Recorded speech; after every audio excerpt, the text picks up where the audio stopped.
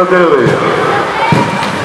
קריית אתא ב-0, רעות ב-1, הפועל ירושלים 2, ירושלים ב-2, קריית אונו ב-3, דולפין ב-4, דולפין ב-5, עמק חפר 6, מערב חדרה 7, פליפר חדרה 8 וקריית אונו 9.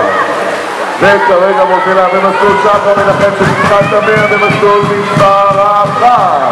אוי, איזה וואו, 28-77, יפה מאוד. גוסטבסקי ב-4 ועם מעמד ב-5. איזה תוצאות של שחר היום תודה. הפועל דולפין במסלול 4, קריית אונו במסלול מספר 1. ב-3 קריית אונו גם.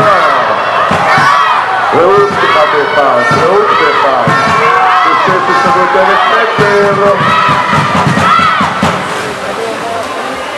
הפועל דולפין נתניה כרגע יצאו לדרך עם קרן ויטנר במסלול מספר 4, עכשיו על המקום השני. במסלול מספר 3 יש לנו את קריית אונו, רעות במסלול 1.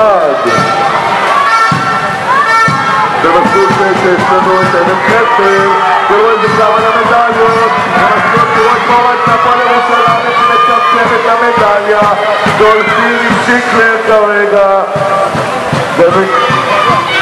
רעות מצ'גשי, מציא ישראלי כרגע עומד על דקה 53-73.